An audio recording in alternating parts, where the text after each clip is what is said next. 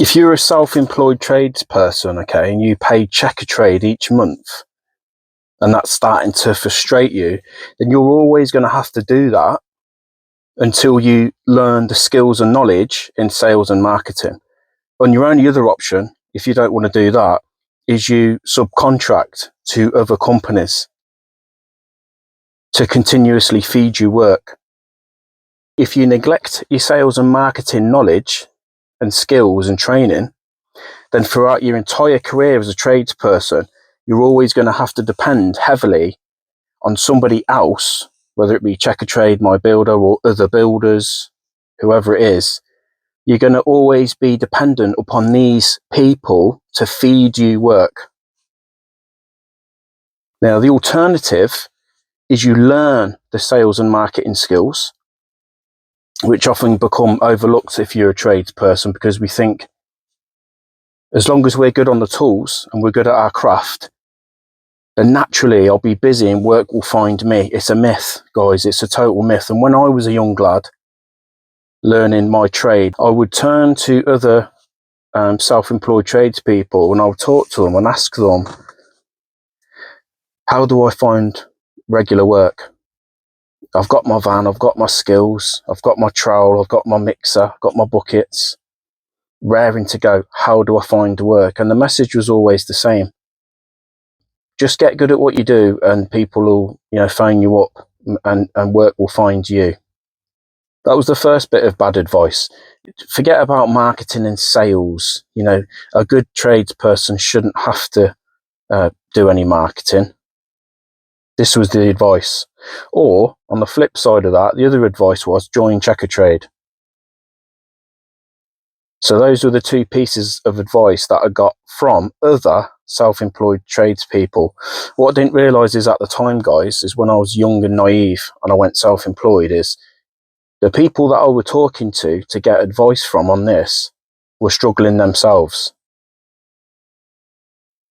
So they didn't know the answers or have the answers, so they just told me what they were told.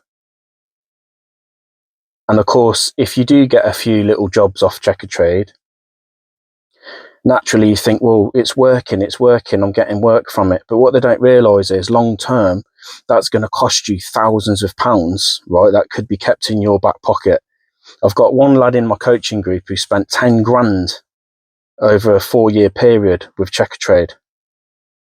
He built up over 250 5-star reviews, and when he left, he lost all of his reviews. And his phone just completely stopped ringing because he was so heavily dependent upon Checkatrade to give him consistent work. And this guy's, paying his mortgage and feeding his family through his business. So he's the breadwinner.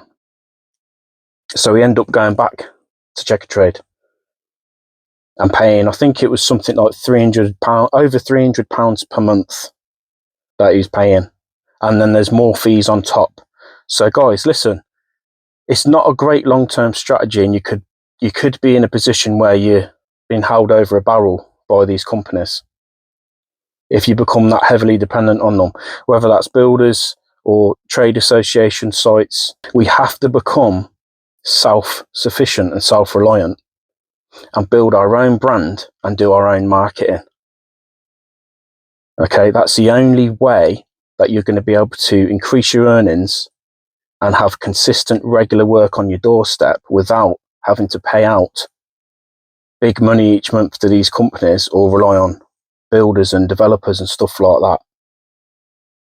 So the question come up, should I get business coaching on my community group? How do I know if I need business coaching? That'll all depend on what your end goal is and what you want to do, where you want to take your business. Some people are happy plodding along as a subby, earning a basic wage, and that keeps them happy, and that's absolutely fine.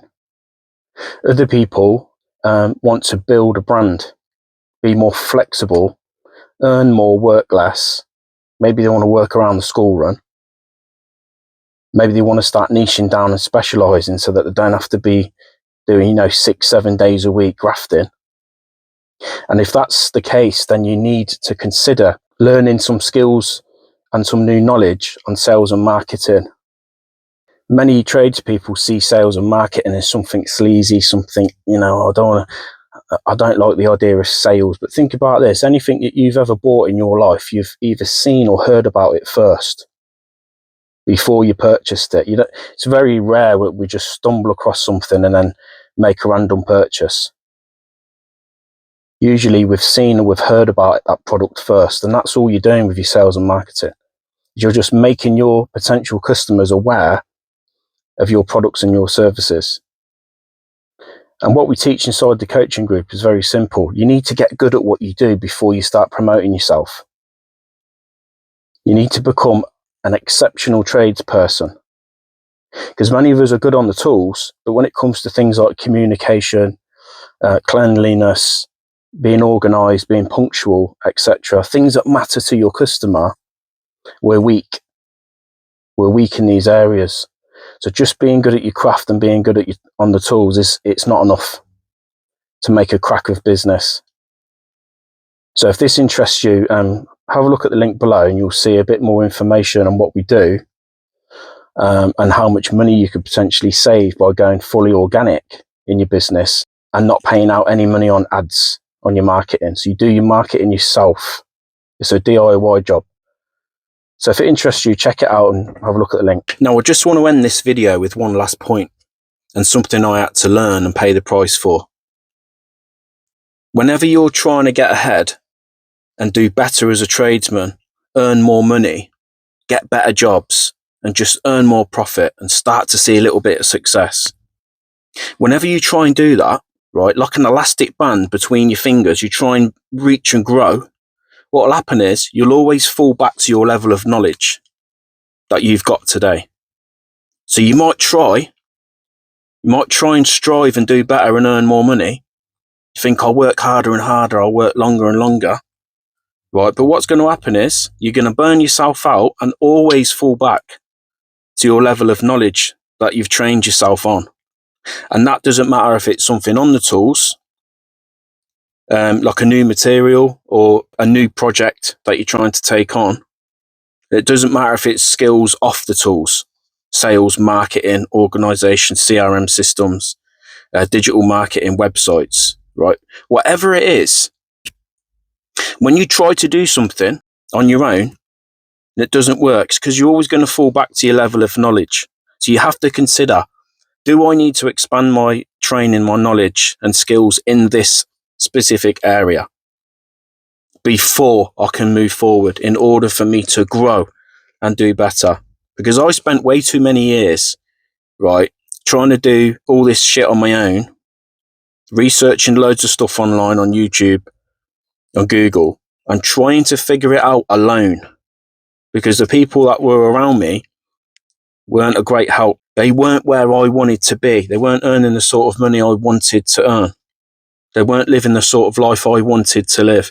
I wanted more free time and I wanted to work less. And I wanted to do 6 figures a year. That's what I wanted.